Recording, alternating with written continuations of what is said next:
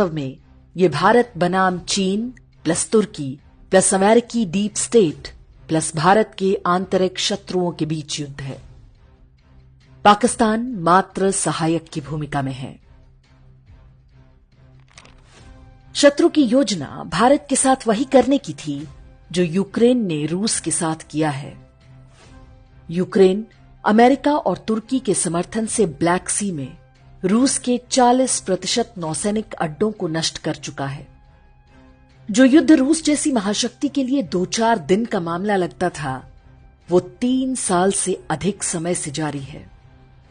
अब तक रूस के लगभग 70,000 सैनिक मारे जा चुके हैं।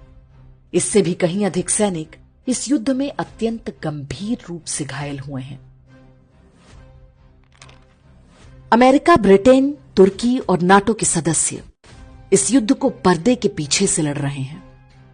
पाकिस्तान ने भी उस युद्ध में अपना काफी हथियार और गोला बारूद भेजा। सामरिक रूप से देखा जाए तो रूस विजयी लगता है, लेकिन उसने इस युद्ध की जो कीमत चुकाई है वो बहुत अधिक है।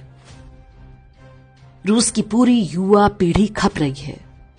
उसके ही भाई समान देश यूक्रेन के लोगों को प्यादे की तरह प्रयोग किया जा रहा है। अब तक के अनुमानों के अनुसार यूक्रेन के भी 40,000 सैनिक मारे जा चुके हैं, जबकि घायलों की संख्या लाखों में है। ये रणनीति भारत के लिए भी थी।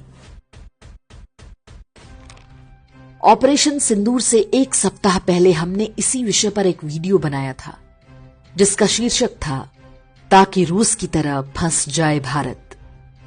बहुत सारे लोग इस बात से सहमत थे, जबकि बड़ी संख्या में लोगों ने इस दृष्टिकोण के लिए हमारी मंशा पर ही संदेह जताना आरंभ कर दिया। उस वीडियो का लिंक हमने डिस्क्रिप्शन और कमेंट में दे दिया है, आप चाहें तो उसे देख सकते हैं। ऑपरेशन सिंदूर के पहले 3-4 दिन की गतिविधियों ने हमारे उस वीडियो में कही गई बातों पर मुहर लगा दी है। एक शेर सैकड़ों जंगली कुत्तों को मार सकता है, लेकिन वो अंततः स्वयं भी घायल हो जाता है। चीन भारत को विकास से रोकना चाहता है। अमेरिकी डीप स्टेट का भी यही लक्ष्य है।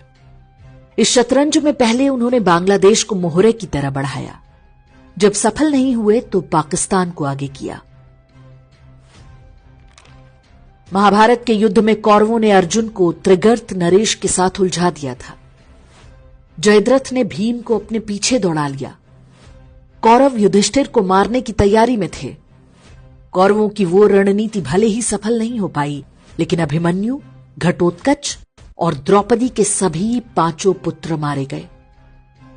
पांडवों द्वारा भावनाओं में बहकर की गई एक रणनीतिक भूल की कीमत उनकी अगली पीढ़ी ने चुकाई। इतिहास भले ही पांडवों को विजयी मानता हो, लेकिन अपने पुत्रों को गंवाकर भला कौन विजय का उत्सव मना पाएगा। नरेंद्र मोदी के शासनकाल में भारतीय सेना ने जो कारनामे किए हैं, उनकी छाप भारतीय इतिहास में सदियों तक देखने को मिलेगी। हमारे सैनिकों ने सतर्क शत्रु को भी बुरी तरह से छकाकर मात्र 3 दिन में उसके पूरे युद्ध तंत्र को तहस नहस कर दिया। इन वीरों को अपना आशीर्वाद दें। उन्होंने पूरे विश्व को विस्मय में डाल दिया है। उनके इस युद्ध कौशल ने हमें रूस की नियति को प्राप्त करने से बचा लिया। हम इजराइल की हालत में जाने से भी बच गए, जो आज तक हमास के आतंकवादियों से लड़ रहा है, जिसमें उसके हर प्रकार के संसाधन की क्षति हो रही है। हमने पाकिस्तान के प्रतिरोध को निष्प्रभावी बना दिया, इससे पहले कि चीन को कोई बहाना मिलता या बांग्लादेश पूर्वोत्तर में कोई षड्यंत्र करने पाता। जब शत्रु मायावी होता है तो उसके साथ आप पारंपरिक युद्ध नहीं लड़ सकते। विश्व के मानचित्र से पाकिस्तान का समाप्त होना अवश्यंभावी है। एक राष्ट्र के रूप में यह हमारा सामूहिक लक्ष्य होना चाहिए। ये वो काम है जो युद्ध के अपारंपरिक तरीकों से संभव है। एक प्यादे के चक्कर में अपने हाथी घोड़ों को खोने की कोई आवश्यकता नहीं। भगवान कृष्ण अश्वत्थामा को एक बार में मार सकते थे, लेकिन उन्होंने केवल उसका मणि छीन लिया। पाकिस्तान को उस स्थिति में पहुंचाया जाना चाहिए। भारत को यदि रहना है तो पाकिस्तान को मरना ही होगा।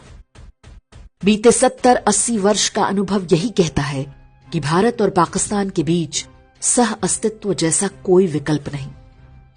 उसकी एक धीमी और दर्दनाक मौत होनी चाहिए।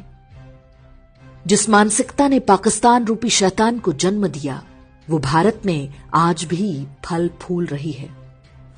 वो एक अलग लड़ाई है जिसके बारे में भी कुछ न कुछ करना होगा।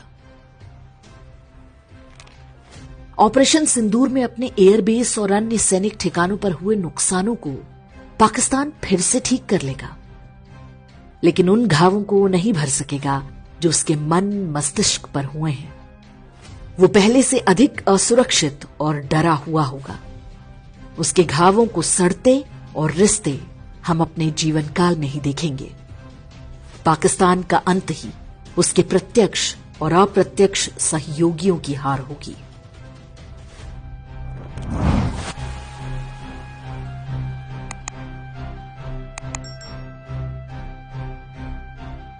इंडेक्स ऑनलाइन के वीडियो समाज को समर्पित हैं।